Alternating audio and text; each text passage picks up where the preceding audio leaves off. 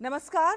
आप सभी का बहुत बहुत स्वागत है। आपके साथ मैं हूं शहला निगार और मेरे साथ है मेरे सहयोगी शरद मुदगल, जो कि साइन लैंग्वेज में आप तक खबरों को पहुंचा रहे हैं। शुरुआत करेंगे हेडलाइंस के साथ।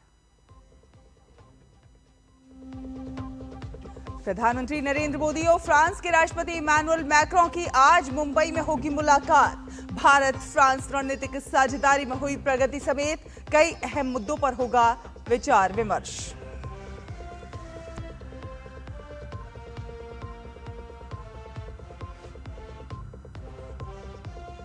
इंडिया एआई इंपैक्ट शिखर सम्मेलन का आज दूसरा दिन। दुनिया भर के नीति निर्माता, उद्योग जगत के प्रतिनिधि, शोधकर्ता और तकनीकी विशेषज्ञ मिलकर कर रहे हैं वैश्विक मंथन।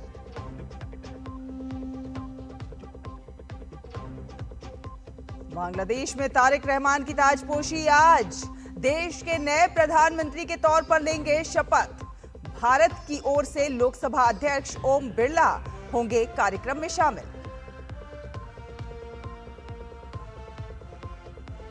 आज से शुरू होगी सीबीएसई 10वीं और 12वीं की परीक्षा। देश भर के 15,000 से अधिक सेंटर्स पर लगभग 46 लाख छात्र देंगे परीक्षा।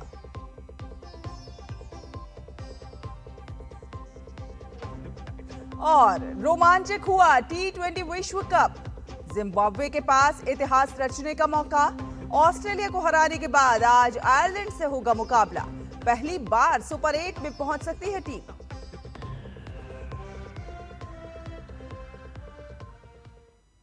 और आइए अब खबरों को देखते हैं विस्तार से। फ्रांस के राष्ट्रपति इमैनुअल मैक्रों 3 दिवसीय भारत की यात्रा पर हैं और फ्रांस के राष्ट्रपति इमैनुअल मैक्रों आज प्रधानमंत्री नरेंद्र मोदी से मुंबई में मुलाकात करेंगे। दोनों नेता मुंबई के लोक भवन में द्विपक्षीय बैठकों में भाग लेंगे। इन बैठकों के दौरान वे भारत फ्रांस रणनीतिक साझेदारी में हुई प्रगति की समीक्षा करेंगे। उनकी चर्चा रणनीतिक साझेदारी को मजबूत बनाने और इसे नए और उभरते क्षेत्रों में विस्तारित करने पर केंद्रित होगी। प्रधानमंत्री नरेंद्र मोदी और राष्ट्रपति मैक्रों क्षेत्रीय और वैश्विक महत्व के मुद्दों पर भी विचार साझा करेंगे।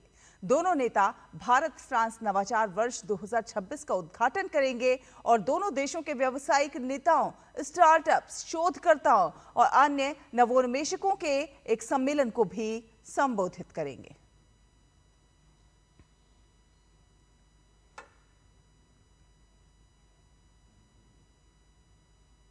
फ्रांस के राष्ट्रपति इमैनुअल मैक्रों के भारत पहुंचने पर महाराष्ट्र के राज्यपाल आचार्य देवव्रत और मुख्यमंत्री देवेंद्र फडणवीस सहित मंत्रिमंडल के वरिष्ठ सहयोगियों ने उनका स्वागत किया।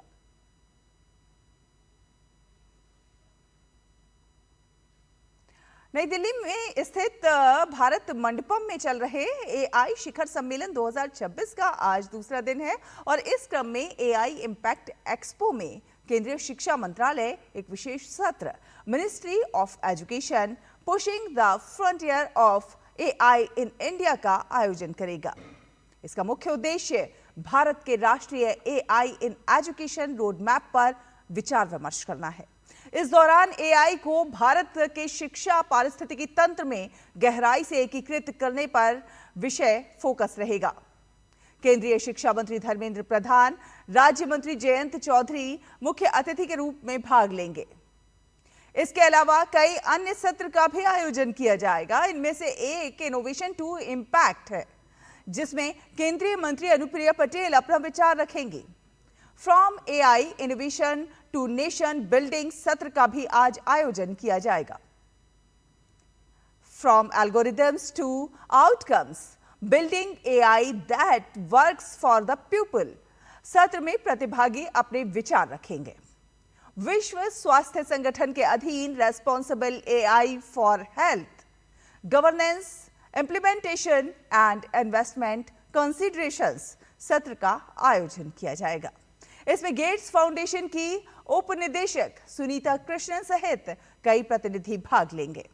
इसके अलावा एआई अपनाने की पहल, एआई के तहत एआई को काम में लेकर आना, तेजी से अपनाने के माध्यम से उत्पादकता की चुनौती का समाधान शीर्षक से भी एक सत्र का आयोजन किया जाएगा।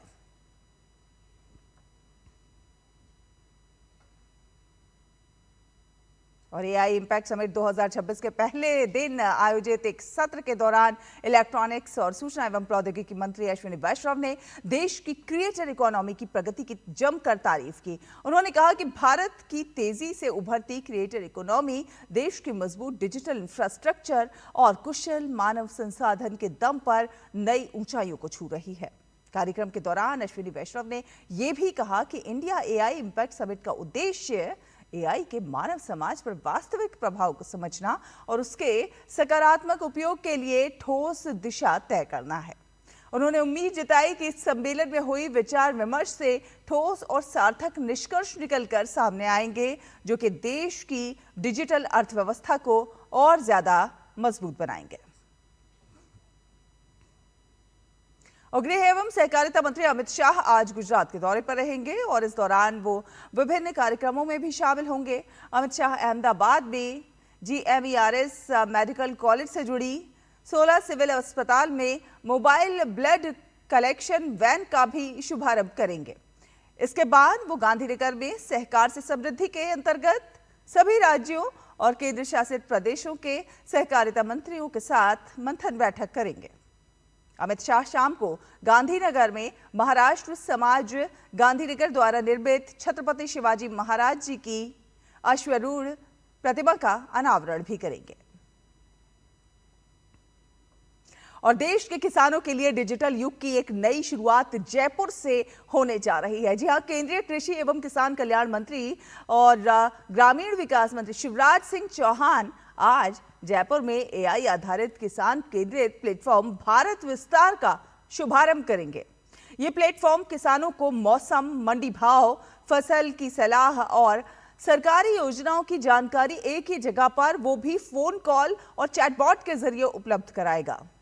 प्रधानमंत्री नरेंद्र मोदी के मार्गदर्शन में विकसित भारत विस्तार को भारतीय कृषि के लिए डिजिटल पब्लिक इंफ्रास्ट्रक्चर के रूप में तैयार किया गया है।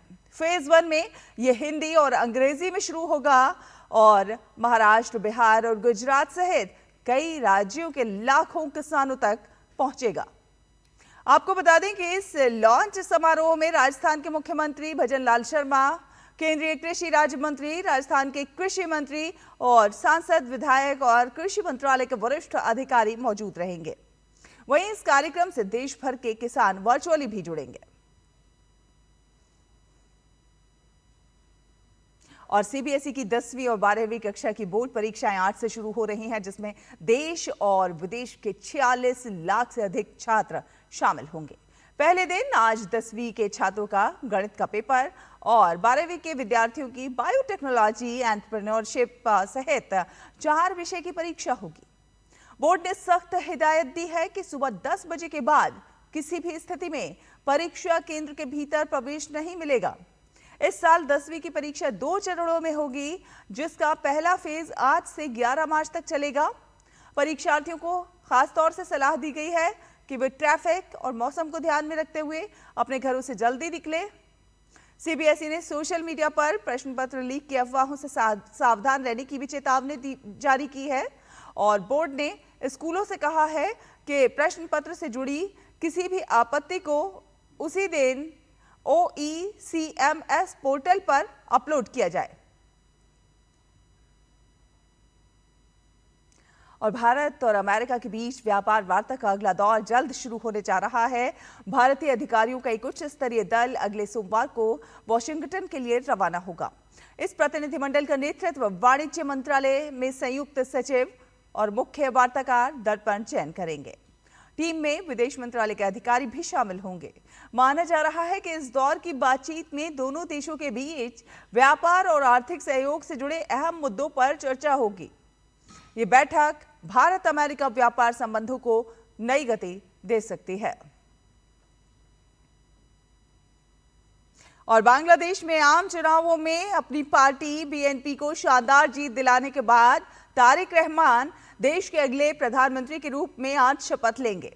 लंबे समय से चली आ रही एक परंपरा को तोड़ते हुए बीएनपी अध्यक्ष तारिक रहमान का शपथ ग्रहण समारोह बंग भवन के बजाय संसद परिसर के साउथ प्लाजा में आयोजित किया जाएगा। तारिक रहमान के शपथ ग्रहण समारोह में भारत का प्रतिनिधित्व लोकसभा अध्यक्ष ओम बिरला करेंगे। विदेश सचिव विक्रम मिस्री भी ओम बिरला के साथ उपस्थित रहेंगे। और अब बात खेलों की। T20 विश्व कप में टीमों के बीच सुपर 8 में पहुंचने की जंग रोमांचक हो गई है। श्रीलंका के पल्लेकेले में ग्रुप बी का मुकाबला जिम्बाब्वे और आयरलैंड के बीच खेला जाएगा। इस मैच में जीत दर्ज करने पर जिम्बाब्वे के पास पहली बार सुपर 8 में पहुंचकर इतिहास रचने का एक सुनहरा मौका होगा। जिम्बाब्वे ने अब तक टूर्नामेंट में शानदार प्रदर्शन किया है और टीम अजेय रही है। जिम्बाब्वे अगर आज आयरलैंड को हरा देता है तो ग्रुप बी में वो सुपर 8 में पहुंचने वाली दूसरी टीम हो जाएगी। इसी के साथ इस विशेष बुलेटिन में फिलहाल इतना ही। मुझे, शरद को और हमारी पूरी टीम को दीजिए अनुमति। नमस्कार।